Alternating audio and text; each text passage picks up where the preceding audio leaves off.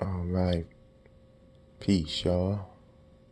Back with our 11 in our book, The Isis Thesis. It's actually chapter 15, and we're on hour 11 of the amduat in chapter 15, over 100-page chapter.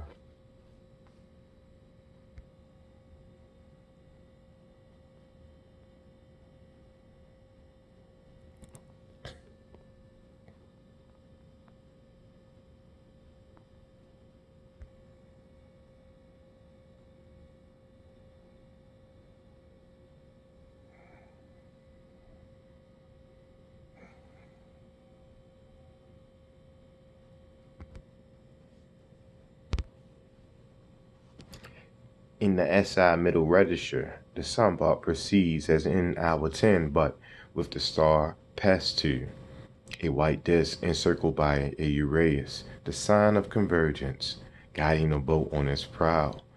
The next text states that the white disk guideth this great God into the ways of the darkness which gradually lightens and illumineth those who are on earth, suggesting movement out of a white hole. 12 gods march before the boat, bearing the supercoiled serpent Mahin, representative of the enveloper or protein envelope of the phage head.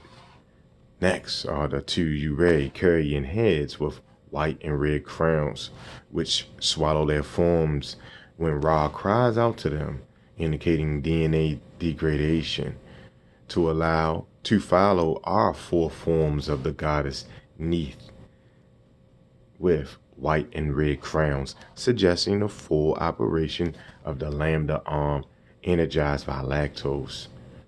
Neith, or Net, is one of the oldest Egyptian goddesses, and in earlier periods she was a personification of a form of the great inert primeval watery mass out of which sprang the sun god Ra. The name Nat comes from the root natet, meaning to knit, to weave. Among Net's early titles was the amduat, that is, opener of ways.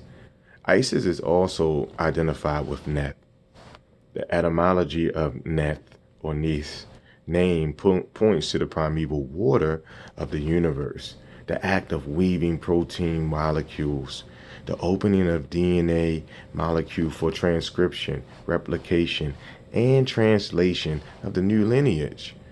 Once again, the text emphasizes transcription, or making a copy of the forms so a spirit is well equipped. In the upper register, we encounter a disc-headed, bearded deity at 1 with 2 heads protruding from the disc, wearing the red and white crowns, along with an elongated serpent at 2 with 2 pairs of human legs, which is the god Tim, wearing a large white disc and stretching his arms to touch 2 wings from the serpent's body. Tim's head is centered between 2 Ujai eyes, the whole eye of Horus, and the stretched arms of the god Tim, a form of the sun god, and Osiris, indicates the fully functioning 2 arms of lambda genome, the central catalyst that generates the Horus species.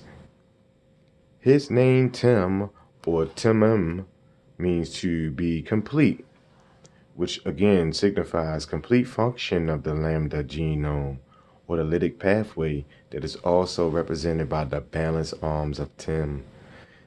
This image swallows itself, suggesting DNA degradation.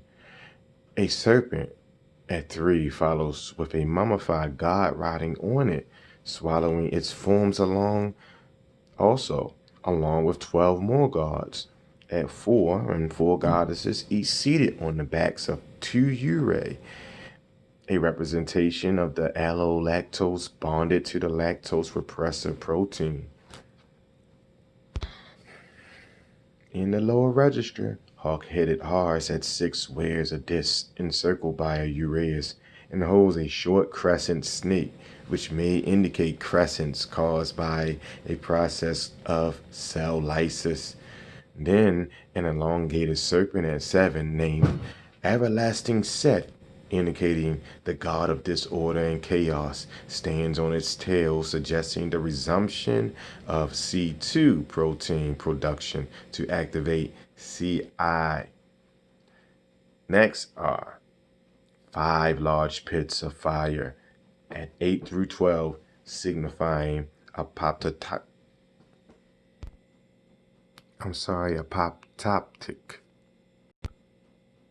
DNA degradation. The first fiery pit holds 4 enemies holding axes to their heads at 8, with the second pit at 9 depicting 3 enemies suiciding. The next 3 infernos, 10 through 12, show souls, shades, and heads being consumed. Finally, a 6th blazing pit at 13, named the Valley of Those Who Are Turned Upside Down, holds 4 upside-down humans. Inversion suggests the end of chemical process. However, these fiery pits could also represent the destruction of information at a singularity. The SI text states that the sun god journeys through the hidden circle, which eternally swallows its forms and then gives them back to those born in the earth. Reference to the Valley of Those Turned Upside Down may point to this process. In contrast, 4 goddesses between 14 and 17 follow their sign for eastern desert on their heads, along with the god Her Atum holding a scepter and life emblem. The text reinforces the fiery Armageddon of DNA degradation, stating the enemies are hacked to pieces and will never more exist. Text from Ramesses VI. Pentecost notes that there are only 2 lines of introductory text in RVI, but earlier versions stated the name of the gate is Place of Rest of Inhabitants of the Netherworld. The name of the city is Gate of the Cavern, She Who Reckons the Bodies. The name of the hour of the night is the Star, Mistress of the Barge, She Who drives away the rebels when he comes out. The hour reference points to the goddess Isis, who provides the nutrient medium and is responsible for the nutritional state of the host that supports the creation. Then the text makes this interesting statement. Eternity swallows her images in front of the seeing one. He who is in the city, then she gives them back for the birth of Capri on earth. This suggests the current DNA degradation of lambda forms, but indicates that the transformative process will occur in the Earth cell region, or Earth cell again, rather. The text referring to the 2 upper register gods, 1 through 2, reads, He is like this. When this god calls him, the figure of Atum appears on his back. He swallows his images afterwards. He lives on the shadows of the dead. His body is the head. Here, heads is a reference to the icosahedral DNA-packed phage head. The Atum replaces Budge's translation of Tim, the name of the first head god. Rather, the name of the first head, this head god. Sounds the same. Anyway, the one provided with a face, Lord of Eternity, suggesting phage morphology of the faces of the icosahedral capsid. The text referring to the next 12 upper register gods at 4 states that their souls belong to the deceased sun god, who promises that water is yours at the station of the abyss. In support of this is the name of the one of the 12 gods, the constellation of the Great Bear. The abyss, of course, is the host Earth cell, with water representing the escaping phage progeny. In the middle register, the text above the sun box states the crew is rowing to the eastern horizon, and the Uraeus-born disk is referred to as the luminous one, leading the sun god. Again, the disk may signify a white hole. The text above the 12 gods who carry the supercoiled serpent states that they carry enveloper on their heads, indicating the application of phage protein envelope. He advises them to guard their forms and lift up their heads, but further text explains that they let the enveloper go towards the gate of the eastern horizon.